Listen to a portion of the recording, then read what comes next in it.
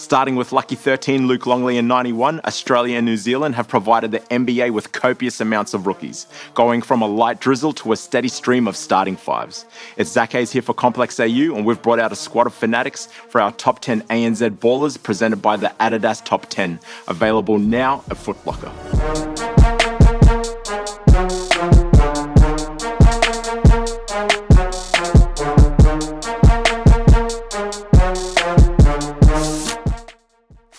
Steve Nash's least favourite person takes 10th, Melbourne-born Kyrie entering the ANZ baller chat on a technicality. Kyrie Irving, we're going to claim him, aren't we? If he's classified as Australian baller, then I'll go with him for sure. Melbourne, Australia for sure, 100. I gotta claim him as an Aussie. Nah, fair enough, you gotta do what you gotta do. Nah, I love Kyrie. It's like my favourite, it's probably my favourite point guy. Like I have like his jersey and whatnot. Nah, I love Kyrie, it's the man. Sliding into 9th place, we've got the NZ-born, AU-raised Ezi Magbegor. 2018 saw her don the purple and yellow for the Melbourne Boomers before Seattle Storm came calling, leading her to her first WNBA ring. Oh, my girl, Ezi, my sister Ezi. Honestly, as an African woman, I just love what Ezi has been able to do. She's such a kind soul. Like, you can just see how much people love her, but she's also just so talented and so young as well. And obviously coming from a Nigerian heritage. You know, to young women, you know, representation really matters, and they're giving women, young women in basketball, and not just only basketball, but in sport in general, an opportunity to say, hey, if Ezi can do it, I can do it too.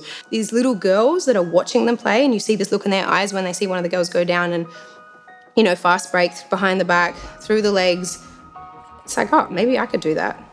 The representation that they're providing right now is absolutely huge. And she's the representation that Australia needs when it comes to strong role models. Strong, beautiful, confident. One thing about her I can say is she's so damn humble. Her focus is the game.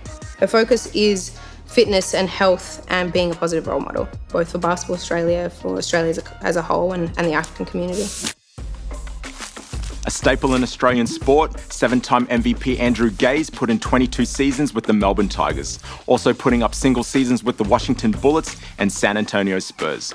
Gaze's name is listed on the Spurs' first championship-winning roster in '99. Just do an Andrew Gaze track, and everyone will be like, what the hell is that? Who's that? And then they'll do their research and find Andrew Gaze, and they're like, okay, I get it. Gaze had that classic, old-school kind of... His shooting style was very traditional. At 7, Yarraville native Josh Giddey getting good looks in his rookie season. The OKC shooter also proving his triple the trouble, taking Luca's title of youngest NBA player to score a triple-double. Yeah, he's dope. He's cool. I just seen some highlights in there. I'm not too hard to keep up to date with what he's up to, but yeah, he's dope. He was the first one that I know. I played Josh as well, played junior years all of Australia, and then now he's in the NBA. One of the most important things, especially if you want to, even in Australia, if you want to make it out, you got to have a role, you got to know what you're doing. If you try to be the best at everything, you can't, someone's going to be better at something than you. So definitely, I think, learn your role and stick to it. Nah, he's mean at balling, but I feel like he's just become so popular because he just does TikTok, I feel like he does have a lot of potential, especially as a newcomer, having a pretty good draft pick. He's going to come in hot. There's legends that put in 13 seasons internationally, win 5 rings and 3 MVP awards, then retire. Then there's legends that do all that, then unretire 12 years later to help the green and gold power up for FIBA. Lauren Jackson is that legend. Oh, she is such a, wow. That woman, I think she's going to have her own statue. I think she has an arena already in Albury. I actually went down to Albury last year with the football club, and I was on the stage with Lauren. I was just like, whoa, I am on stage with Lauren Jackson, everybody. Yeah. First of all, just the GOAT.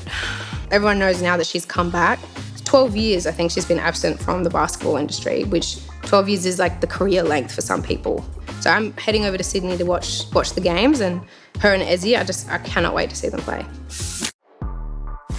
Everyone's favourite post-game interviewee Steven Adams jumps in at 5th. Adams forever giving gold since entering the league with the Thunder. Trade seeing Steve bounce to the Pelicans, then catch a new wave to the New Wave Grizzlies. I remember a couple of years back, I was playing in Wellington, and I was just at this Chinese restaurant, just eating some, slurping some soup, pause. And then it was fucking Steven Adams just chilling with his boys, his schoolmates.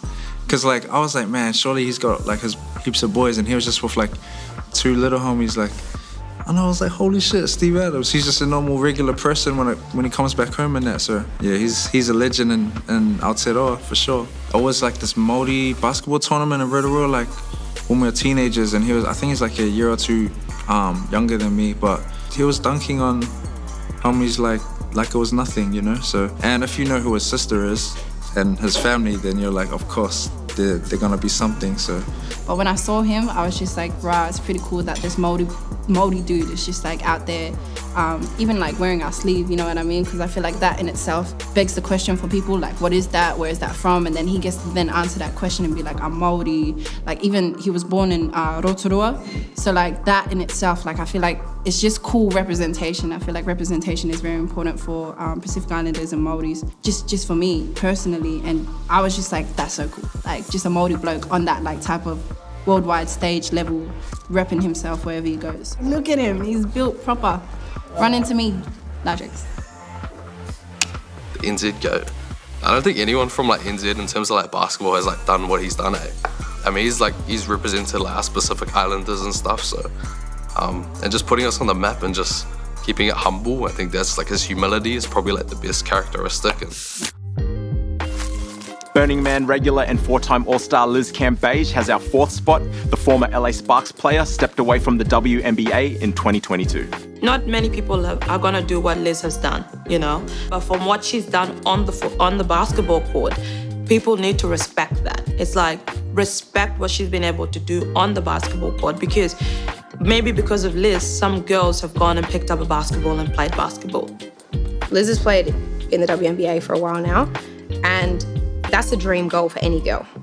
So that alone should be applauded. The fact that she's able to play here, go over there, make a name for herself, represent her country, that's the goal for any athlete, man or woman. And that's huge. But these videos where she's posting up against these NBA players, male NBA players, it's insane. Like, she's better than stronger than some of these NBA players. I don't know what her training regimen is, what she was doing as a kid, what her parents, how they started that. But yeah, she's one hell of a player and yeah, super, super strong. So I've seen, you know, a lot of Liz's creative projects on social media, and I have to say that I am such a fan. I think that it's very rare to see women in sport being baddies online, like being able to do photo shoots and look sexy in lingerie and to be able to speak their truth and have no shame. And I think to see someone who's got such a huge platform do that, especially, you know, over in the States, it's just like, it's sets such a good example for women who want to be able to be professional, but also want to be able to be sexy and do whatever they want. 3rd place goes to 2016's first overall draft pick, Ben Simmons. During his 6 seasons in the NBA, he has accumulated a Rookie of the Year title and 3 NBA All-Star appearances. With Philly in the rear view, let's hope Ben can breathe in Brooklyn.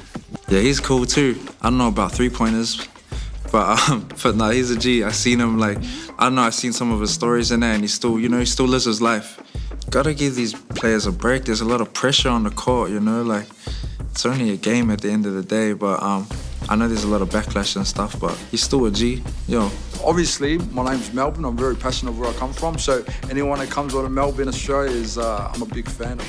I don't really judge people on how they're portrayed on the media. I don't believe the media myself. I really don't pay it no mind. But yeah, I'm a fan of his game. That's what he's known for, and that's what I respect. And this era that we're in, there's so much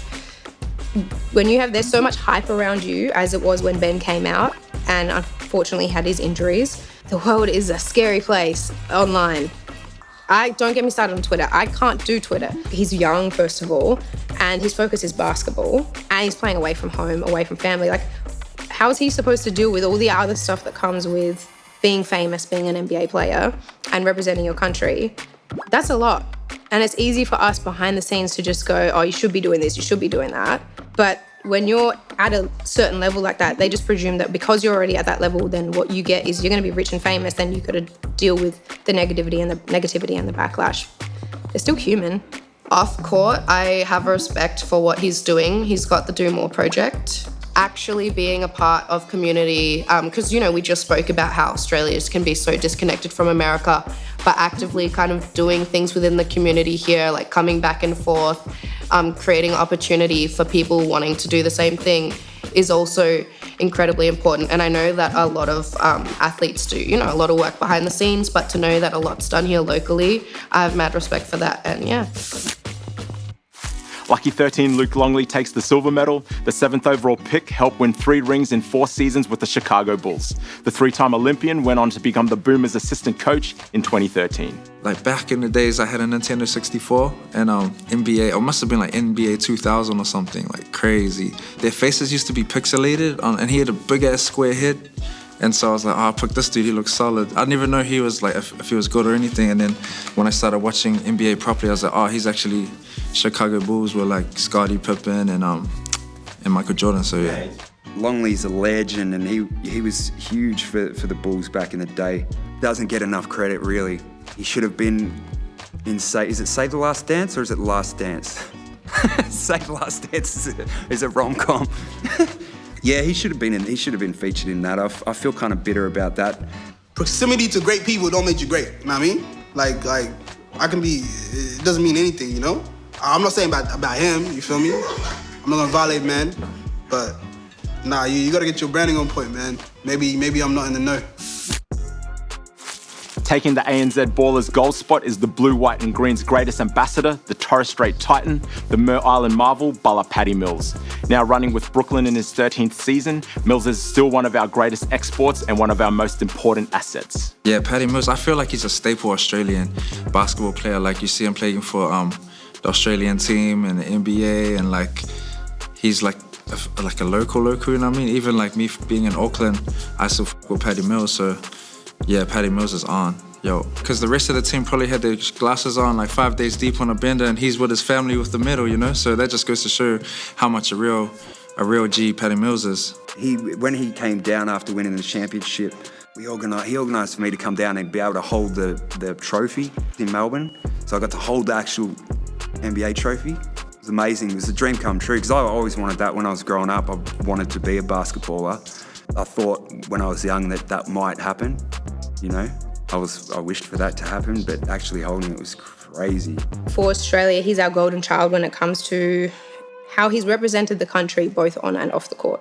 Once you've come from such a small minority, I mean, there's obviously layers of minorities, but especially being Torres Strait and kind of going back to his roots and inspiring younger people, that would, imagine that. Like, imagine someone from your community investing time into you and having those talks with you and looking at you in the eyes. Like, that's invaluable. Like, money can't buy that time. And I think that it's so important. I'm someone that loves the work ethic. Right? First of all, you stand for something, so you're representing something. So when there's something more on your shoulders, you're carrying much more weight than everyone else on court, right? And you're able to do that and maintain that and put in the effort year after year to really do that on a high level. I respect that. You're thinking about why you're doing it and the people you're representing. Put all of that pressure on, a lot of people will just crumble. This man's been able to do it. You gotta respect it, regardless. That was the Complex Top 10 ANZ Ballers. Thanks for watching. Check out Complex AU for more content.